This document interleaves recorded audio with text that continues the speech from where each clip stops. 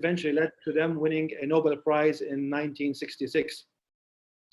Another landmark event was in the mid-80s, 1985 to 1989, where leuprolide and goserelin were introduced for medical castration instead of surgical castration, and they became the norm. Now, unfortunately, since that time and up to 2004, there really has not been much going on in the realm of this disease. We were arguing, do we give combined androgen blockade versus monotherapy of ADT? We were arguing, do we give intermittent hormones versus not? But really, not much progress. And then suddenly, in 2004, finally, a breakthrough came where for metastatic castrate-resistant prostate cancer, symptomatic patients were offered docetaxel, and that provided an overall survival benefit, and it became established as a standard of care.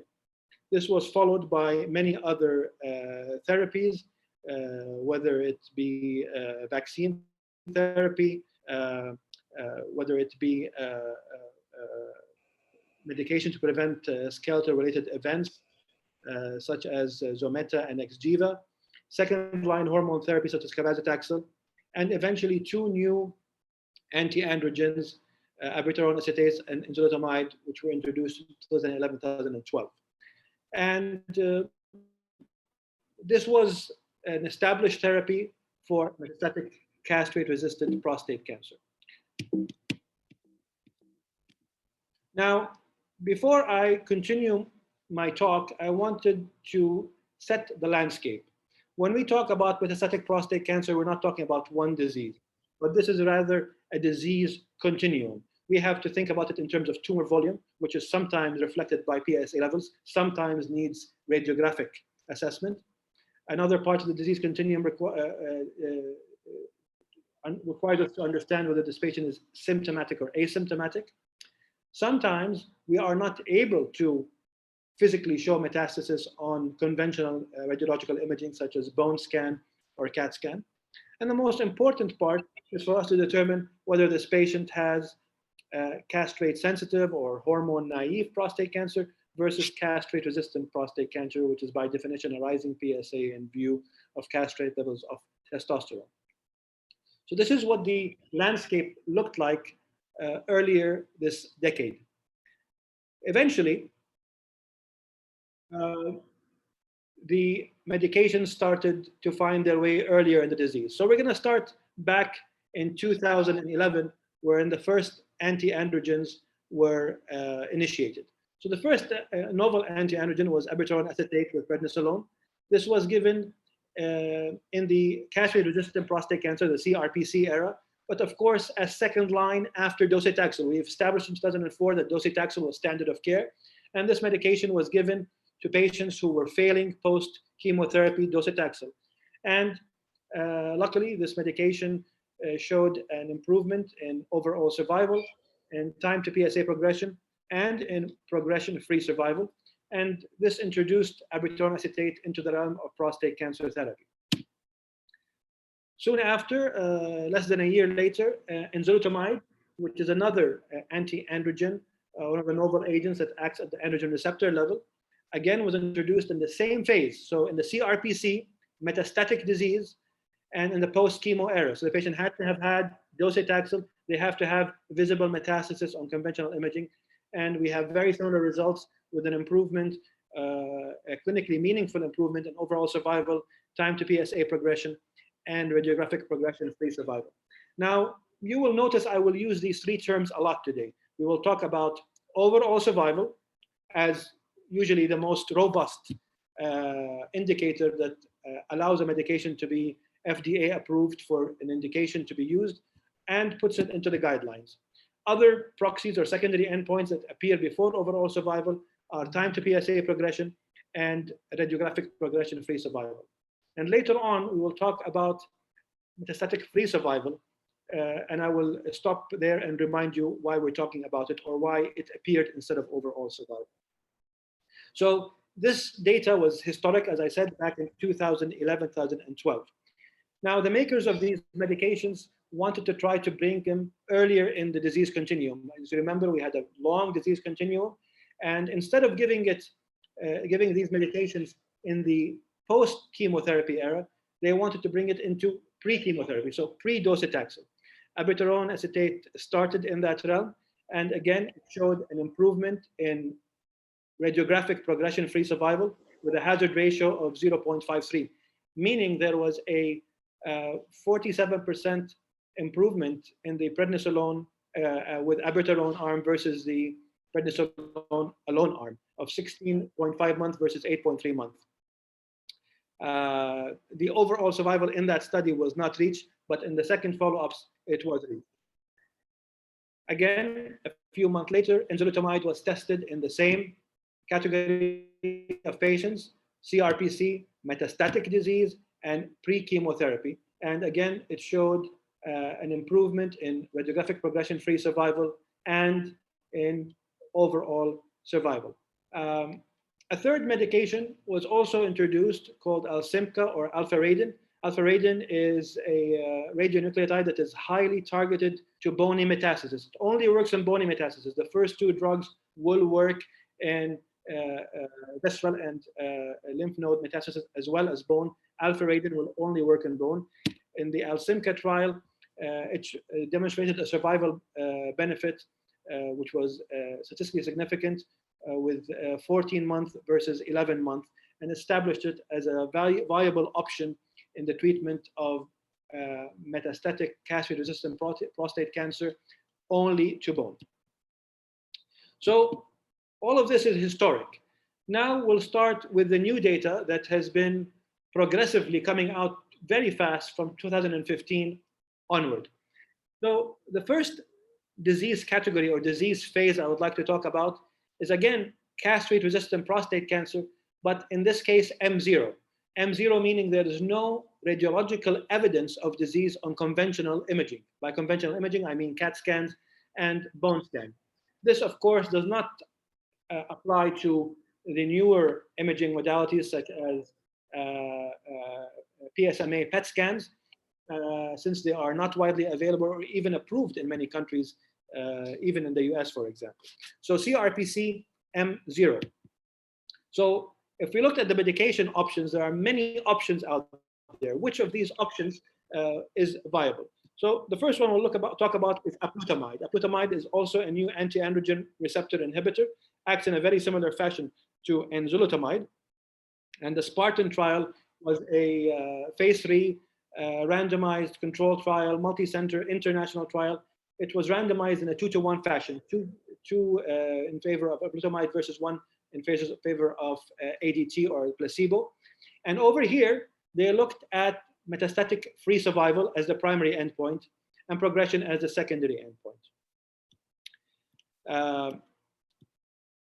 In this study, the median metastatic free survival was 40.5 months in the Rootamide group versus 16 months in the placebo group, with a hazard ratio of 0.28, and you can clearly see these graphs separating in favor of Rootamide versus ADT alone. Secondary endpoints such as time to metastasis were also significantly improved, with a 73% risk reduction of distant progression for the Rootamide plus ADT group versus ADT alone. Similarly, progression-free survival was demonstrated clearly. So Rootamide is a good option in patients who are CRPC M0. Any other options? Well, since they both have the same mechanism of action, enzalutamide entered this realm and was evaluated using the now famously published PROSPER trial, again, a phase 3 multinational randomized trial, had very similar design. Again, 2-to-1 randomization, about 1,400 patients. The primary endpoint, again, was metastatic free survival. Secondary endpoint was overall survival. And here again, we clearly demonstrate that the median MFS was 22 months longer with the enzalutamide plus ADT versus the ADT alone. This translates to a 71% risk reduction of radiographic progression or death. Hazard ratio is 0.29. This was also true for time PSA progression, another endpoint or another proxy we use to determine disease or medication efficacy. 33 months longer with the ENZA group versus the placebo group. A third drug was also rapidly introduced in the same phase, CRPC M0. The drug is called darolutamide. The Aramis trial looked at this, again, about 1,500 patients, randomized in 2-to-1 fashion, similar endpoints. Primary analysis looked at metastatic-free survival. Final analysis looked at overall survival.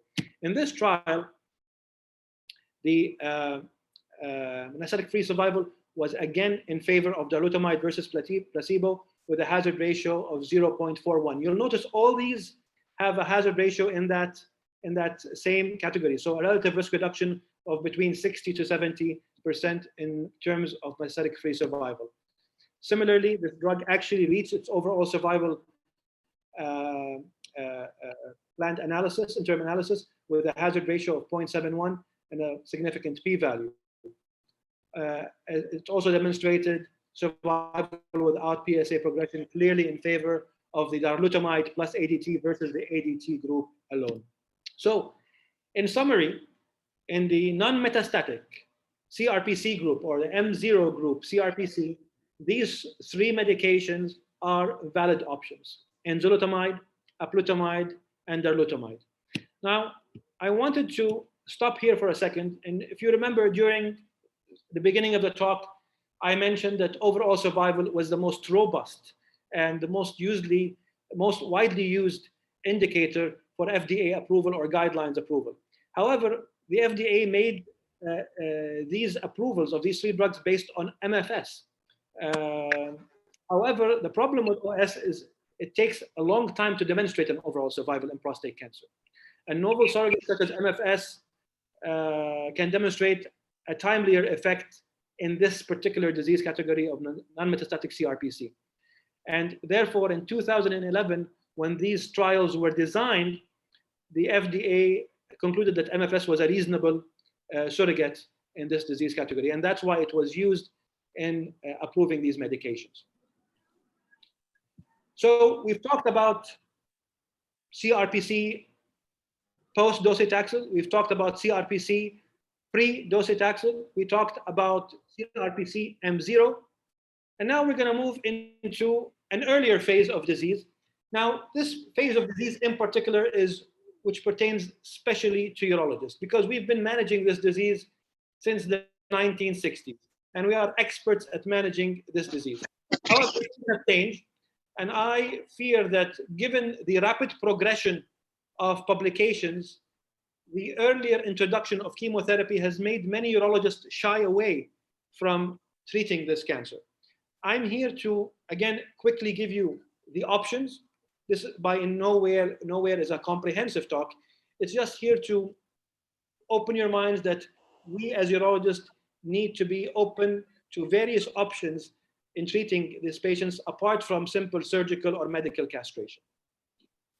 So if we talk about the metastatic hormone-sensitive prostate cancer, or what we call hormone-naive prostate cancer in other publications, as you can see here, we have many options. The first option I'll be talking about is adding chemotherapy docetaxel to ADT. So 3 large trials looked at this, and then eventually a meta-analysis of these trials was published. The most famous one being Charted and Stampede.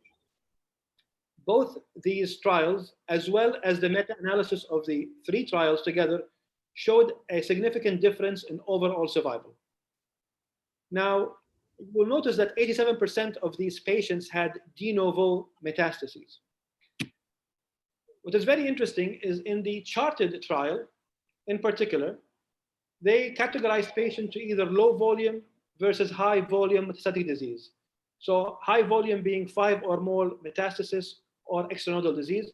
And they only were able to demonstrate a robust benefit in patients with high volume metastatic disease.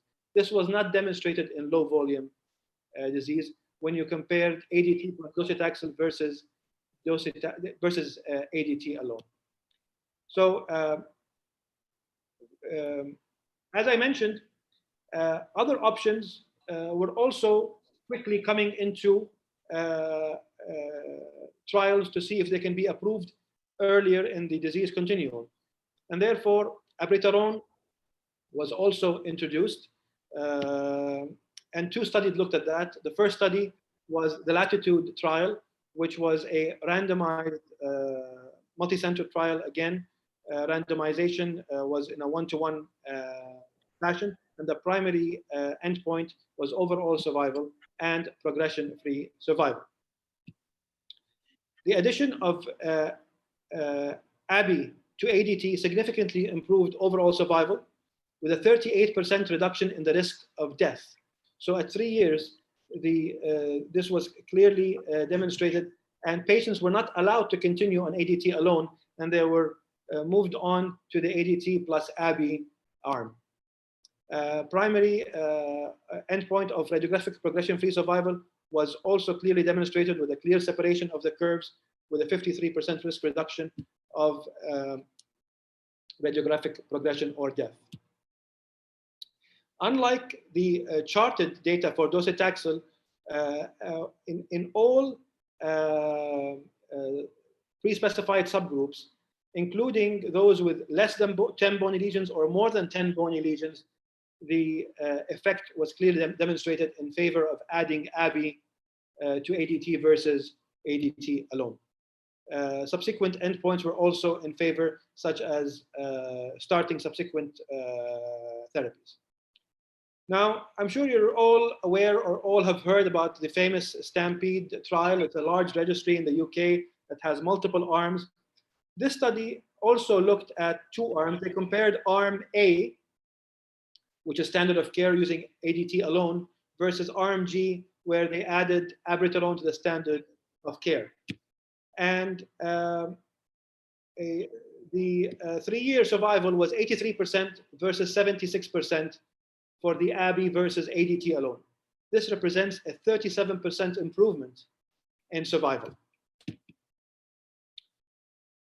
So we have two options so far. We have the chemo, docetaxel, we have the option of abiraterone, and then enzalutamide, always lagging, but eventually shows up with similar trials to ABI in the same disease category. There were two trials, the ARCHES and the ENZAMET trial. The ARCHES looked at 1,100 patients with a primary endpoint of overall survival in the planned evaluation and all the other proxies that we've talked about. The overall survival has not been met yet. However, you can clearly see a favorable benefit in terms of radiographic progression-free survival in favor of ENZA with ADT versus ADT alone. This is also true for all other indicators such as time to progression of PSA and time to initiation of new anti-neoplastic therapy. ENZAMET is another trial that looked at ADT to validate its results in multiple settings. Again, 1-to-1, 1,100 patients, similar design. Of note, in these trials, patients who had previously received docetaxel were allowed to be evaluated, and about 15 to 20% of patients did receive docetaxel. And again, this trial actually demonstrated a overall survival benefit in favor of ENZA versus plus ADT versus standard of care of ADT alone, and again, a benefit in rPFS. So apalutamide was also pushed into this disease phase, and the TITAN study was performed. About 1,000 plus patients, similar randomization, similar results, similar hazard ratio almost across all these studies in favor of the anti-androgen or the novel anti-androgen combination with ADT versus ADT alone.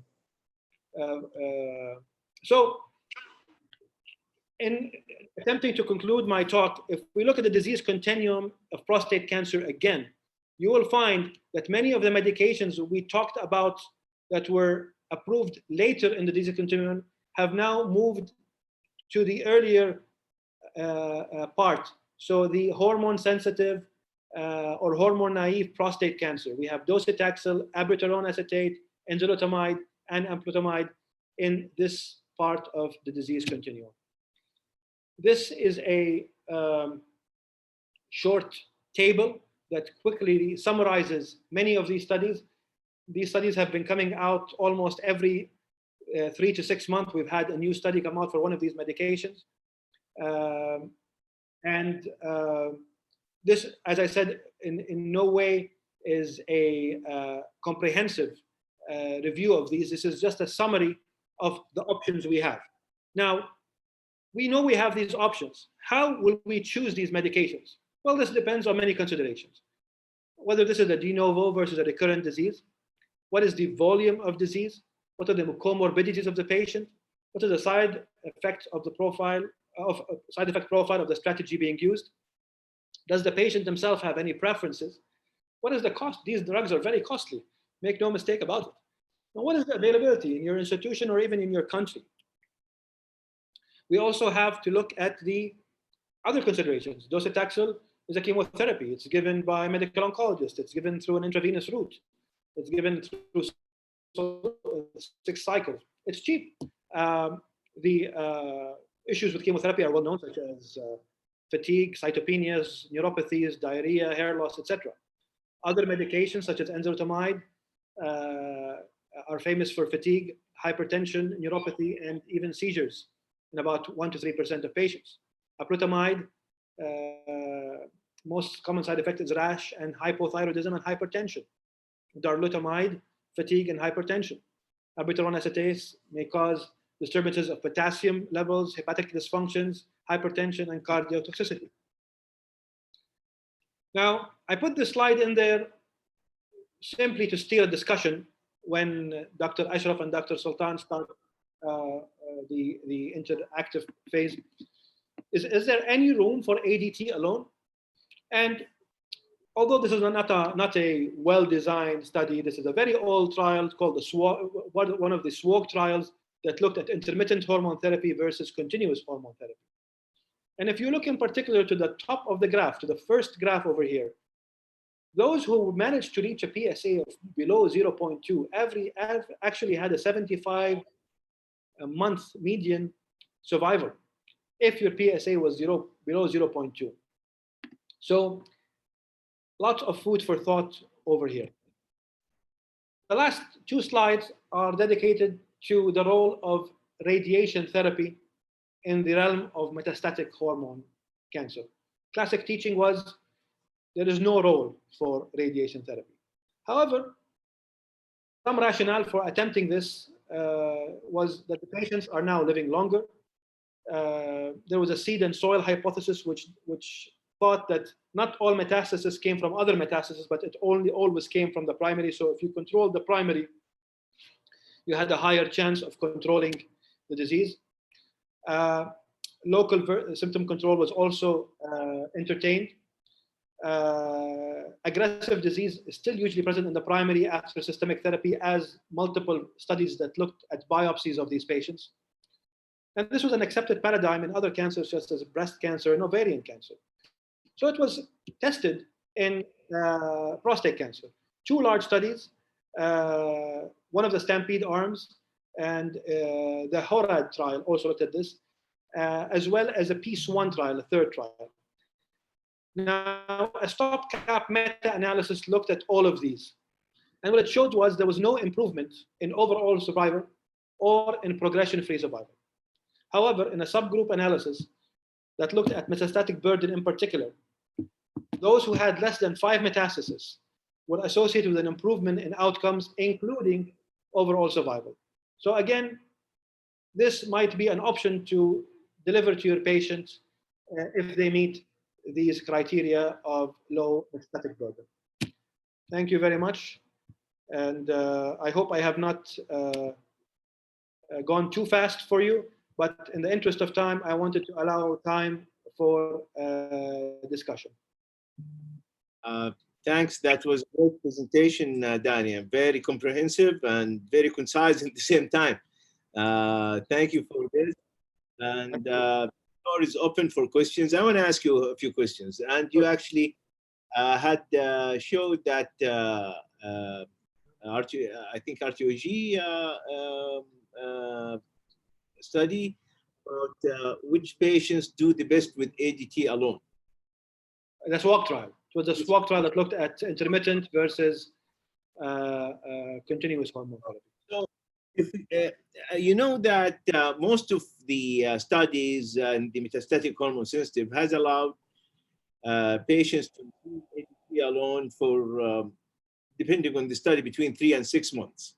And then they enrolled them into either in giving either the chemotherapy or abiraterone or enzalutamide or apalutamide.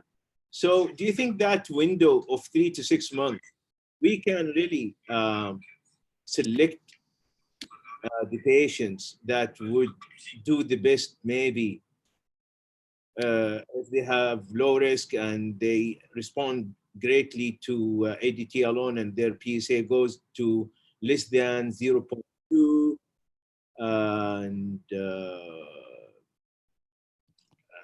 that would be... I think for a patient who is very reluctant to use any of these new anti-androgens or to use chemotherapy upfront, or simply doesn't have the availability of these, or if you're in a healthcare system that cannot sustain itself, then you might want to consider these.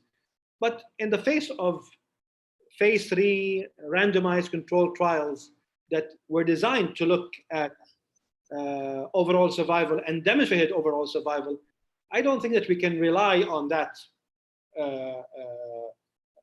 subgroup that I demonstrated in the SWOG trial. But it's just food for thought that you want your best to offer these patients maximum therapy. And there are lots of good maximum therapies out there. But in case you cannot, for any reason, patient has side effects, whatnot, if the patient is able to achieve a very low PSA of below 0.2 on ADT alone, then you can reassure that patient and maybe yourself that he will probably do well. So we know now that docetaxel is not for everybody. It's for that high volume metastatic disease, hormone sensitive, while the new hormonal treatments, especially the abiraterone, had shown that it is for all comers. Low risk, high risk, low volume, high volume, it works for everybody. That is correct, yes. So do you think, and I believe myself, that it should be standard of care? Do you concur with that? It should be standard of care. Yes, I think there is no room currently to consider ADT alone without at least offering your patient or having a thorough discussion with him on adding further therapy to the ADT, be it chemotherapy, being abiraterone, enzalutamide, apalutamide. These are all valid, and I think you will. I mean, there's a more than a 30 to a 35% relative risk reduction. This is very valuable in statistics of when you talk about cancer, and I think that they should be offered to everybody. It is a huge like relative risk reduction oncologically, like even in comparison with other cancers. This is huge. Absolutely. And it's not only survival, is it? It's other things also. Quality of life had been shown. When we talk about progression-free survival, radiographic or clinical, what does that mean? That means the patient's burden of disease is low. This means the patient has less fatigue, less pain, less chance of SREs or skeletal-related events, so less chance of going to the hospital for fractures, for need of radiation, for need of implants, so less chance of renal failure because of progression of disease and obstructive uropathies.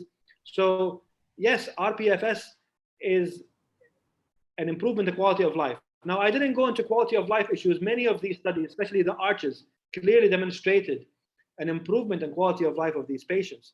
But this was too many drugs and too many indications to discuss all together. So I just wanted to open your minds And if we were to discuss these in detail, I think we would need a full day or two to consider all the small facets. Now, the reason we have this talk today is to make the general urologist aware these drugs are available. They are registered in Saudi Arabia and in many other places in the world. Docetaxel is in wild use for many years. ABI and ENZA have been available for several years. Rootamide, I think, will be registered within the next month or so. It is registered. Pyridine is also available. So we have options. They are safe, don't you think so? Yeah, I've used them myself now for years, and I'm sure that you did so. Absolutely.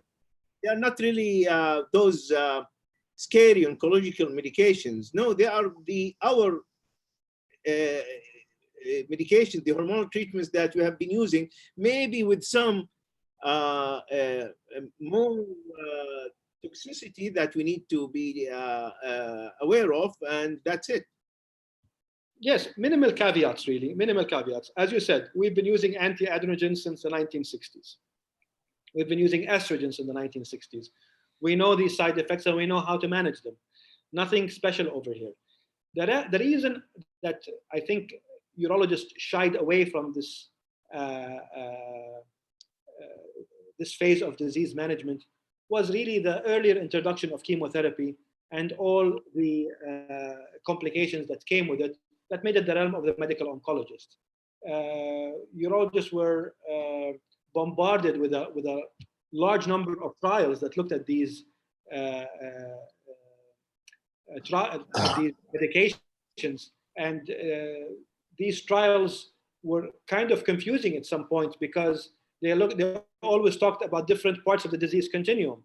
So speaking to some urologist colleagues of mine, that made them also shy away. The fact that you had to monitor the patients a bit closely with, for example, with Rootamide, checking their blood pressure on a regular basis and their potassium levels also made some people shy away. But at the end of the day, these are oral medications. The side effect profile is very tolerable, and they are reversible. So if the patient is uncomfortable with the medication, or you can reduce the dosage of the medication, or you can stop it altogether and switch it to something else. The options are there.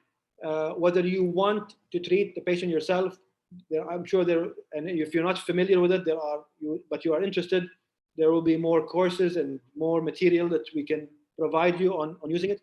If you don't want to treat the patient yourself, I urge you not to consider ADT alone or surgical castration alone, but I think the patient needs to be referred to either another urologist colleague who does that treatment, or even a medical oncologist if that's available at your institution, to offer this patient maximal therapy. And it's covered by insurance. It's available in all big tertiary hospitals, most private big hospitals. It's available. Absolutely. So a couple of questions. One by Dr. Raed Azhar to you. Can you comment on the use of these meds in patients with de novo M0 CRPC versus patients with recurrent M0 CRPC after primary treatment? And another question is about triple therapy in patients with oligometastatic patients. That can we give them ADT plus one of the new hormonal treatments plus radiation with primary? Well, let's take it one by one. The first question, I believe, was M0 CRPC. Is that correct? Yes. De novo versus post-treatment, primary treatment. So you cannot have M0 CRPC. You mean after primary treatment of like surgery, for example? Yes, this is what. Yes, absolutely. I think I don't think that the trials were designed to differentiate whether the patient had a biochemical recurrence that eventually caused M0 CRPC. because that would mean that you would need to treat M0 HSPC, okay? And usually we don't treat M0 HSPC. So it would mean that you would have had a biochemical recurrence, the PSA has gone up, you demonstrated bony metastasis, you started ADT, and then you would go on to resolution of your metastasis, but with a rising PSA. I myself don't start ADT in someone where I cannot demonstrate metastasis, or at least have a fast doubling time that tells me there is in fact metastasis. But the trials were not designed to differentiate between these two categories that Dr. Raed is asking about. About the triple. Now, the triple therapy, which I assume you're talking about, oligometastatic disease receiving either surgery or stereotactic radiotherapy. Yeah.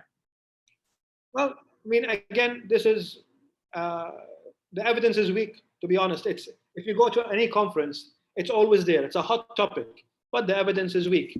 You have a few lecturers who come out and show this fantastic response on a few cases that they have, and it's impressive, I gotta tell you.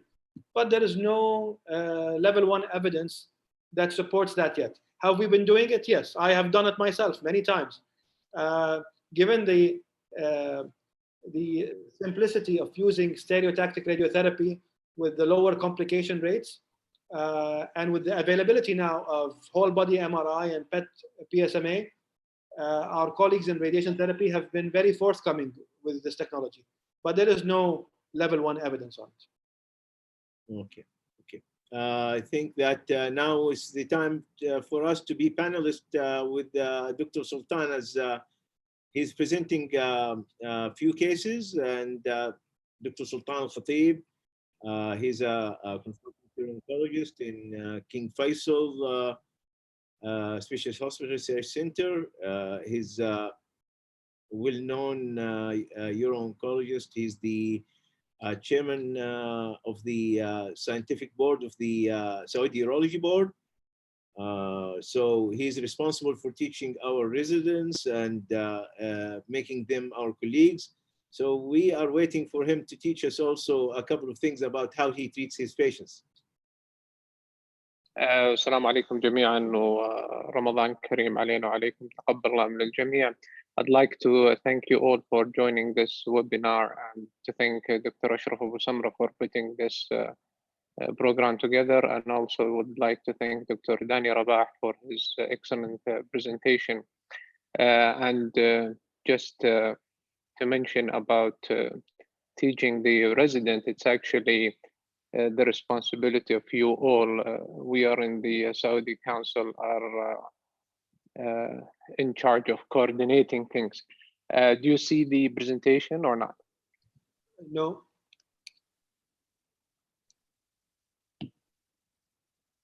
Oh, that's strange. I'm sharing the content. Maybe I need to come out from mine. Let me see. Probably. I'm out. So I'll share the whole desktop. I'm doing it with my iPad, so I'm trying to share it.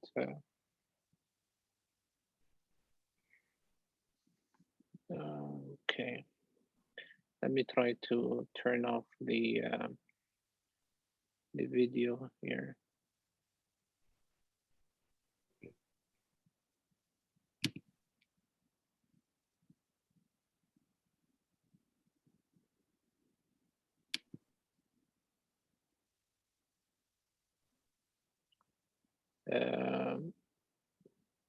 So meanwhile, while Sultan is preparing his preparation, so Dani, what makes you choose one of the new hormonal treatments over the other?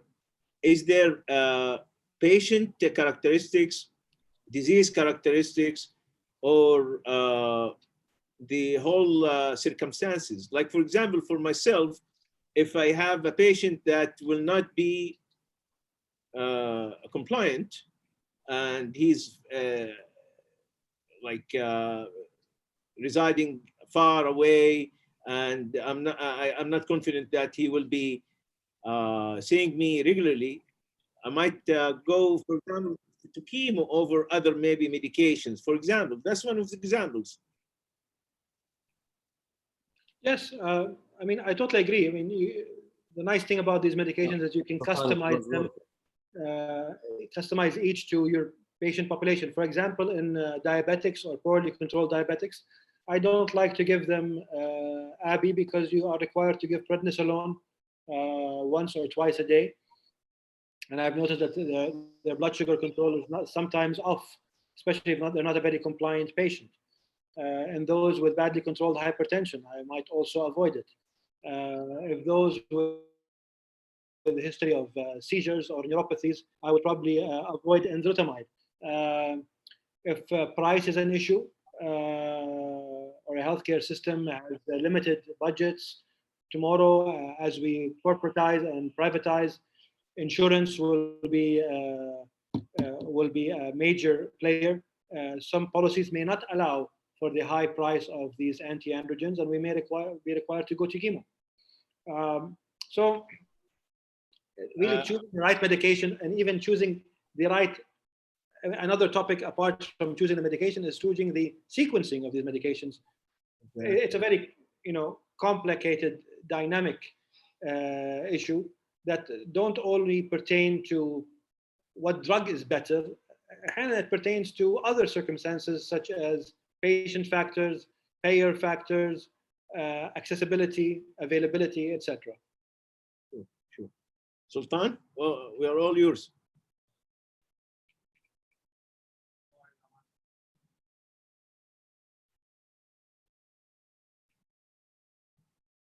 Sultan?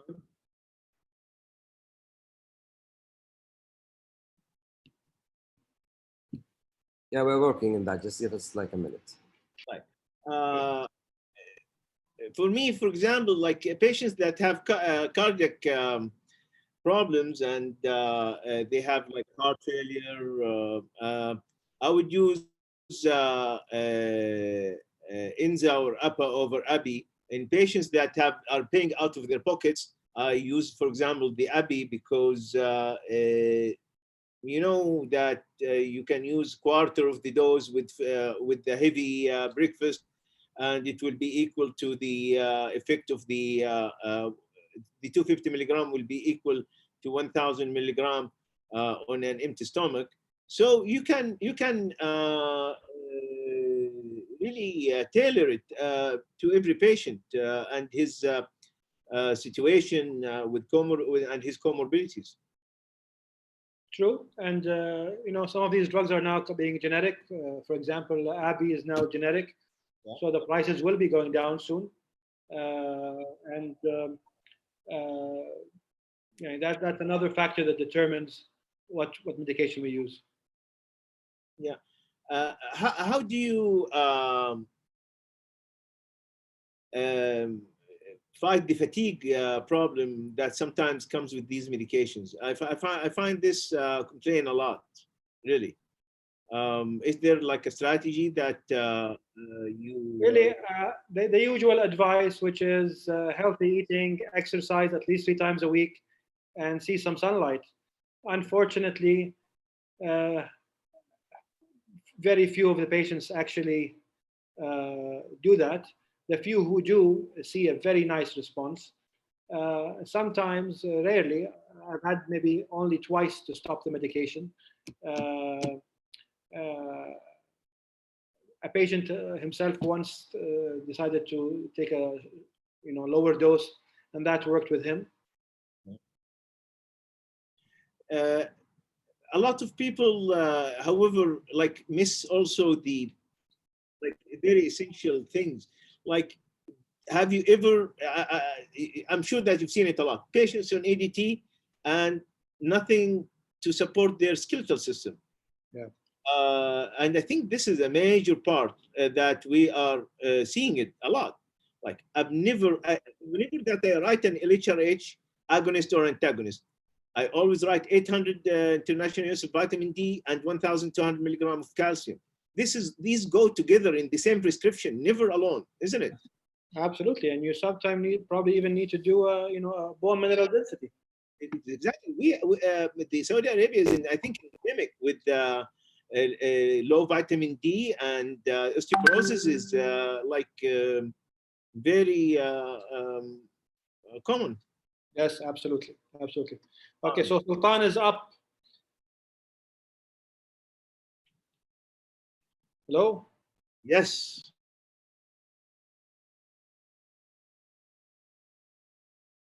And this will be interactive. We'll have a total of 3 cases, and I would like to have your input in answering the question. So the first case,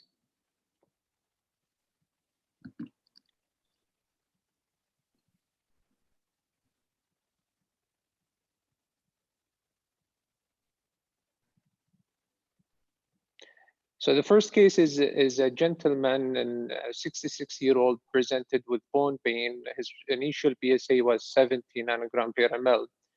He had a truss biopsy that showed the high volume Gleason 9 disease, and his staging workup, as shown in the bone scan and CT scan, is showing a widespread bony metastasis as well as widespread lymph node metastasis. His past history is remarkable for hypertension and type 2 diabetes. Both are well controlled. He's fully active. So we'll go to the next slide.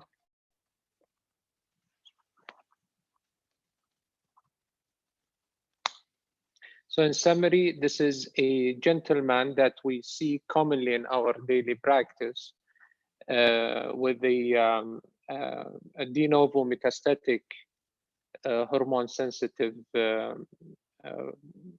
prostate cancer. The question to the audience here is, what is, based on what Danny just talked about, what is the recommended treatment that will improve his survival? So please go ahead and answer.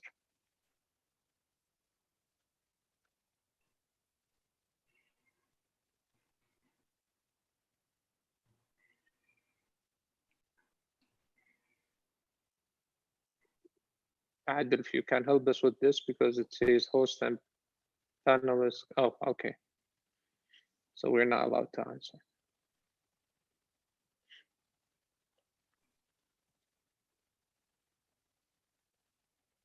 Anyone can press on that and send.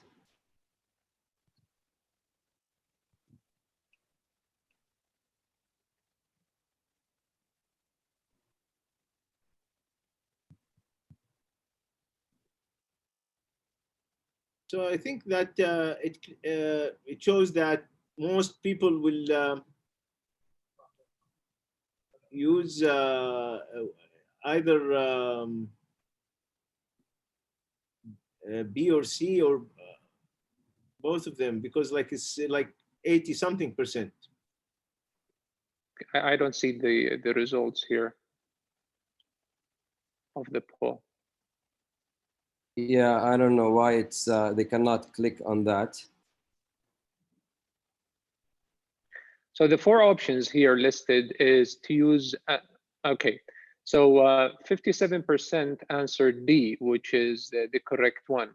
One of the main message that from today's webinar is what Dr. Rabah mentioned clearly, that the new standard of care that shown a significant improvement in overall survival is a combination treatment. ADT alone, androgen deprivation therapy, whether with surgical or medical castration, whether we use LHRH analog or antagonist, alone is not recommended anymore. You always should consider combination therapy with either systemic chemotherapy or one of the new androgen receptor targeted therapies such as abiraterone and enzalutamide or Rootamide. So the majority have answered the correct, and that's a good thing that the message is here reached, that combination is the standard of care, and every patient deserves the discussion of the combination therapy, and he should be explained about the risk and benefit of the whatever combination you choose in addition to ADT. And if you don't have any of the newer medications available at your center, or if you cannot give chemo, you cannot refer to medical oncologists to give chemotherapy, please consider referring those patients for a combination therapy, because it will impact their survival as well as quality of life, has been discussed earlier. Is there any question about this, or should we move to the second case? And Sultan, there is a window of about 3 to 6 months, even after they start ADT, to start this second. Totally. So totally correct. Yes. Even if the patient was started on ADT, he still can receive combination within 3 months. So there is still room to counsel or to refer the patient even after starting ADT alone. Yes, you're absolutely right. Well, even furthermore, even if the patient has had chemo, we know that in the ENZA and the APA groups or studies, about 15 to 20% of patients were allowed to have docetaxel. Yeah. And these were included in the sub-analysis, and they also demonstrated the benefit. Albeit it's about a bit too much, but nonetheless, it's out there. Okay, if there's no question, then we should go to the second case. The second case is a younger gentleman who was diagnosed with intermediate risk prostate cancer a couple of years ago. He was treated with a combination of androgen deprivation therapy and docetaxel for 6 doses, continued in ADT, of course. He had a good initial response for more than a year in terms of PSA. And as you can see from the graph shown, that he started to have a consecutive PSA, rising PSA after a year. Now, the serum testosterone remains at a castrate level. So if we go to the next slide. You want to?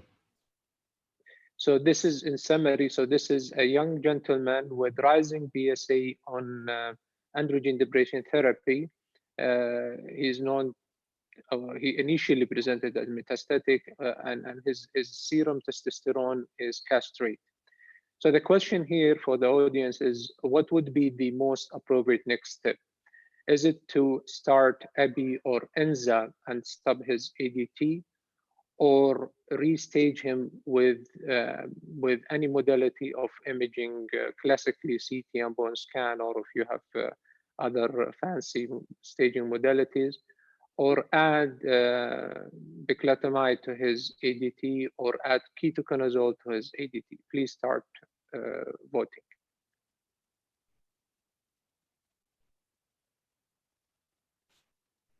Can you see it? No. And no, just a second. Share result. Okay, still lunch. Now there's something wrong with it. It's not coming.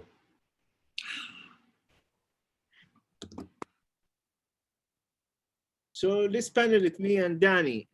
What do you think, Danny? Do you stop ADT ever? So this is a very important point. I think maybe I didn't stress this well in my talk, and I've had this problem previously with some of the questions I've had from some fellow urologists, where they say the patient has become a CRPC, and I gave him one of these antiandrogens, and his PSA never stopped. It continues to go up. And then, so it's kind of strange. And then when you go further into it, you find out that the ADT was stopped. The message is, you never stop the ADT. The ADT is a standard of care that is the platform over which all other medications are stacked. It's So, the back that you add to. yes, so you add to the ADT, but you never stop the ADT. And we can go into the reasons for that, but prostate cancer, in short, is a multi-clonal disease. And if you may have 2 or 3 clones, and one clone is controlled by the hormone suppression, and if you take that, you take your foot off the pedal, then it's just going to go all rampant again and start accumulating again. So you never stop the ADT.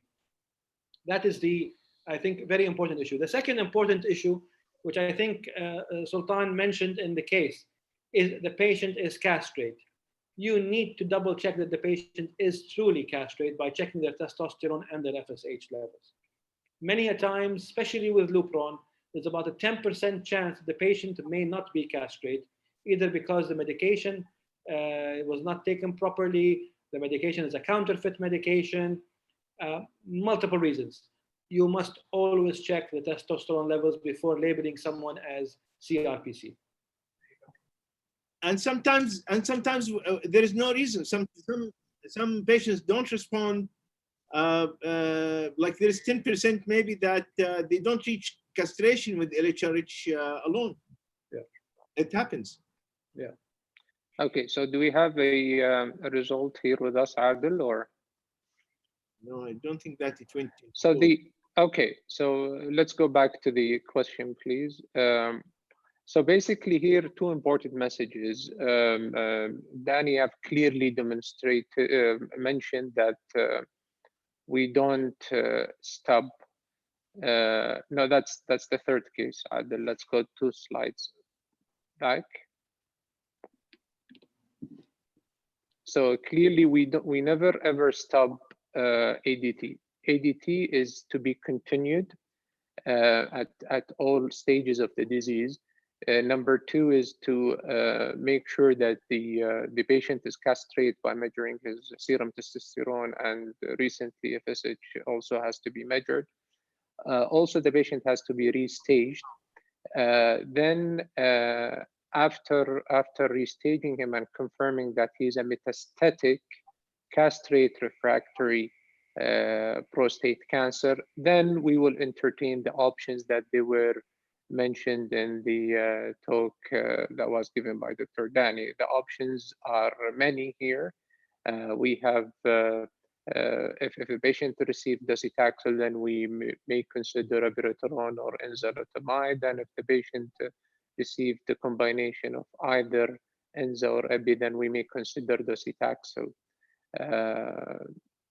Any question, or we should move to the next case? I have a question, Sultan. Would you consider re-challenging with docetaxel if the patient had received it more than 3 or 4 years ago? Well, there are some studies that looked into re-challenging with the docetaxel, but I would not re-challenge him if I have another options that been shown in large-scale trials to have a survival benefit that is ebi or enza post docetaxel and the upfront. Yes, the evidence is not as robust as with those who did not receive any combination before, but I would extrapolate the evidence from patients who were not treated with chemo before by starting ebi or enzalutamide. Any other thoughts? Yeah, and I think there's a couple of small studies that looked at re-challenging with docetaxel versus cabazitaxel, and cabazitaxel in those patients did better, I think. Small studies, but they looked at that, and re-challenging with docetaxel didn't do as good as cabazitaxel. And I think that giving the patients some of these medications, the new treatments are of not as side effect wise, it's not as bad as the chemotherapy. I think so. docetaxel is not that it is tolerable, but it's not that benign for medication. Yes, and one thing to consider in those subset of patients is, I know it's rare, but there is the the possibility of the tumor transformation from adenocarcinoma to neuroendocrine tumor. It happens in a very small subset of patients, and if patients do not respond to Abi or NSAID, so you should always to put this in your mind and maybe consider rebiopsying those patients to rule out neuroendocrine differentiation of the metastatic disease. Yes, good point. So the following case is, can we move to the next slide, please? The one after this. So the next case, no. One slide back, please. Yes. So this is a 78-year-old male patient who was treated many years ago for intermediate risk localized prostate cancer with a combination of radiotherapy and ADT. And then his PSA remained under control for some time, 2 years. After that, he had a BSA progression, what we call biochemical progression, and his restaging workup was negative at that time. So he was started on ADT because of a short doubling time of his PSA, despite having no metastasis, as shown in the first PSA spike there in the graph. He continued, his PSA declined to nadir levels and continued to be under control with ADT for a couple of years, and then he started to have a rising PSA while on ADT. His serum testosterone is still castrate, and all repeat imaging were negative. So can we go to the next slide? So this patient is a classical example of M0 CRBC. It's an entity that we see very rarely. The literature have shown that it constitutes roughly about 5% of all prostate cancer patients. And these data are coming from the West. We don't have our own data, but the numbers here, I assume they are much lower. So this is, in summary, a 78-year-old male with non-metastatic castrate refractory prostate cancer. So if we go back to the talk given by Dr. Dani, what is the recommended treatment? A, to start docetaxel chemotherapy. B, add abiraterone. C, add either aplotamide or enzalutamide. D is continue ADT alone as long as there are no metastases. So please start voting. And the thing here, Sultan, it's not that only his M0 CRBC, his high risk M0 CRBC because of his doubling time. That's quite true. fast. Yes. So the doubling time is one of the factors that we consider in those kind of patients, and it has been shown that it correlates very well with the metastatic-free survival, less or more than 6-month doubling time correlates very well with MFS. Yeah, I think, Dani, most of the studies that looked at that looked at patients with doubling time less than 10 months, isn't it, as an inclusion criteria? That's correct. That's correct. Yes, the inclusion criteria was 10, but the most 6 months was actually shown, doubling time less than 6 months were shown to have a worse metastatic-free survival as opposed to more. Yeah. So this patient is high risk because of his short doubling time. You're correct. So, to both Dani and Sultan, what's the benefit of treating these patients that they don't develop, that we delay their metastasis, isn't it? And what's the benefit of that? So Danny have shown the trials that looked into the metastatic-free survival as an endpoint, primary endpoint, and this has been shown to be significantly prolonged by treating those kind of patients. And metastatic-free survival was well documented to correlate with the progression, with the skeletal-related event, and with survival after subsequent therapy when they develop metastasis. Absolutely. And if you looked at the studies that looked on aplutamide, enzalutamide, and even darlutamide, the magic number seems to be a hazard ratio of between 0.6 and 0.7. So you have about average about 30 to 35% benefit in MFS in any of these drugs. Again, this is a significant number. And I think patients delaying metastasis occurrence in these patients, it translates in a much better quality of life. And also patients with CRBC, metastatic CRBC, they have a limited survival. We know that even with the advancements in our medications, they have more or less something around 3 years. And these medications have shown that we can delay the metastasis for some time, longer than those 3 years. We're talking about a 22-month difference between between ADT alone versus adding an antiandrogen to the ADT. So 40 months, for example, versus 16 months.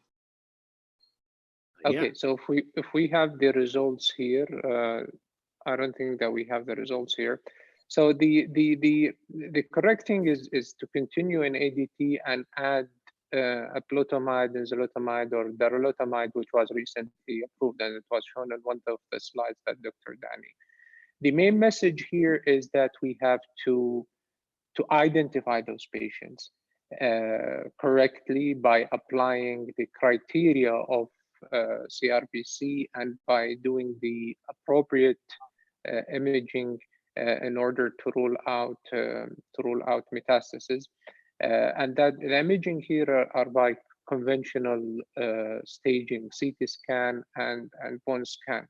We know that new modalities of imaging such as PSMA PET scan was introduced, and in one trial when it was when those patients who were considered M0 CRBC by conventional imaging, they were found to have actually metastasis by the newer modality. However, all these studies were designed using conventional imaging.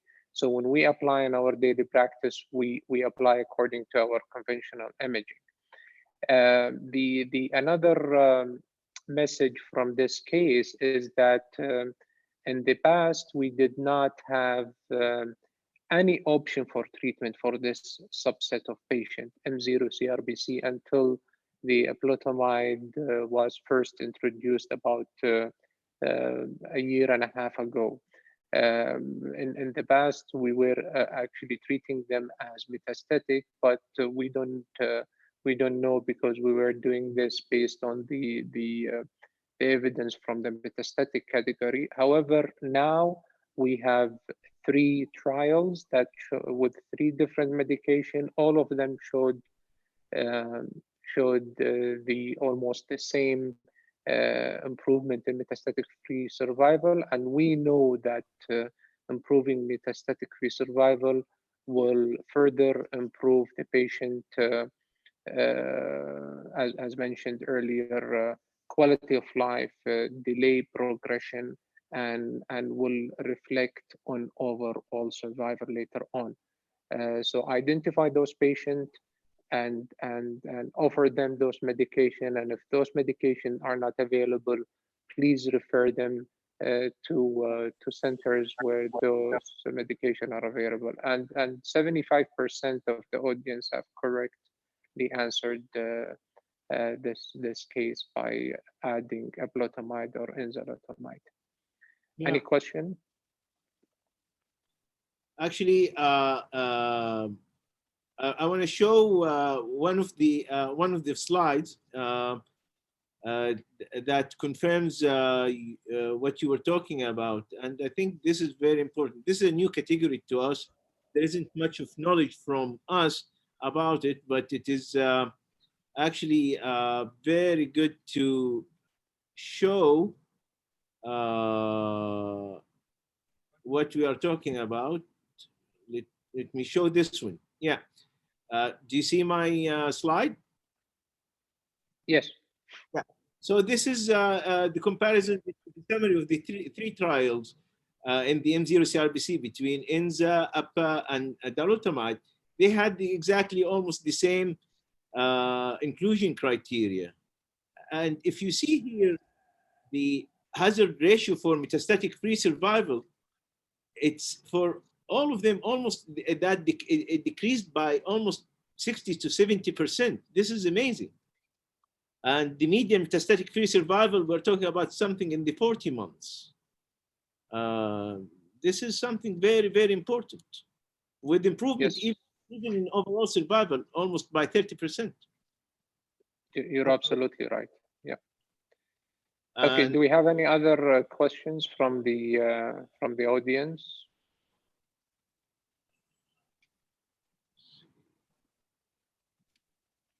There is one question from what is the role of salvage prostatectomy in non-metastatic prostate cancer? Castration-resistant prostate cancer post-radiation and ADT. So you give the patient radiation and ADT, and he has castration-resistant prostate cancer, non-metastatic. What is the role of salvage prostatectomy? So if you demonstrate that the patient truly has no metastasis on conventional imaging after doing a biopsy and proving that there is viable prostate cancer within the prostate, then salvage prostatectomy is certainly an option. Of course, it's a very complicated option with a very high complication rate reaching 30%. The incontinence rate is triple to 4 times as much as virgin surgery, and there is a high chance of rectal injury, which was quoted as high as 30% in some earlier studies. It's gone better now in more recent series to be as low as 5%. But yes, there is a role. And of course, I would only entertain it in a patient who has, who's healthy enough and who has a life expectancy that justifies going for salvage surgery. Let me clarify one point, because I understood from the question is what's the role of salvage prostatectomy in M0 CRBC? Was that the question? No, it was a recurrence. I'm sorry, Adil, go ahead. I'm not so sure if I understood. What is the role of salvage prostatectomy in non-metastatic CRPC post-radiation and ADT? So no, that is actually very advanced. What Daniel was answering is that a patient who was diagnosed with localized prostate cancer, treated with radiation plus hormone therapy, and then had a biochemical recurrence, is still not CRBC. So that's biochemical recurrence after radio and ADT. Then what Dr. Rabah was mentioning is about this category of patient. You do staging, make sure that he has no metastasis, do a biopsy to confirm that he has a recurrence, and then consider salvage. But if patient was treated with, the same patient was treated with hormone plus radiation, then had a biochemical recurrence, and then you started him on ADT, then he developed CRBC with no metastasis, which is M0 CRBC. So these patients, we don't have any evidence about, no one will perform a prostatectomy. We don't have any evidence about the role of salvage prostatectomy later on when they are castrate refractory. salvage anything, not even not only salvage prostatectomy. Not even, yes. So actually, if we're talking about salvage procedures that can be done after failure of radiotherapy, we have several options. Maybe they are limited here in Saudi Arabia because we have the HIFU, we have the brachy, we have cryo, and then we have maybe the least favorite for urologists is maybe the salvage prostatectomy. And but these all before starting your restarting ADT for biochemical recurrence. But once you start your ADT for biochemical recurrence after radiation and ADT initially, then all these options are out of question. I think brachy is coming for prostate cancer in the university. They started that or not yet? We stopped it. We were working on it, and due to regulatory security, radionucleotide approvals, the thing fell apart. Was it low dose or high dose? No, it was low dose. Low dose. So let us we try not to confuse everyone here when we're talking about brachytherapy, because it's early on, not in this disease subset. Yeah. Any more questions? Please put it in the chat. I think this was a good club, and we shared a good fair amount of knowledge in a concise way. Thanks, Sultan, for putting these cases together. They are very interesting cases. We face a lot of more and more of prostate cancer complicated scenarios recently. Well, I would like to thank, of course, Sultan, and of course, Ashraf, definitely, but also Adil. Thank you so much for all your efforts in putting this together. You're the go-to man, and we can't thank you enough. You're welcome. Anytime. رجل الخفي. Thank you all, and of course, Dr. Adil Ammar is a lifesaver. He's our tech whiz here. Thank you very much. Thank you. Thanks, everybody. Hopefully, we see you next month with another club, inshallah ta'ala. And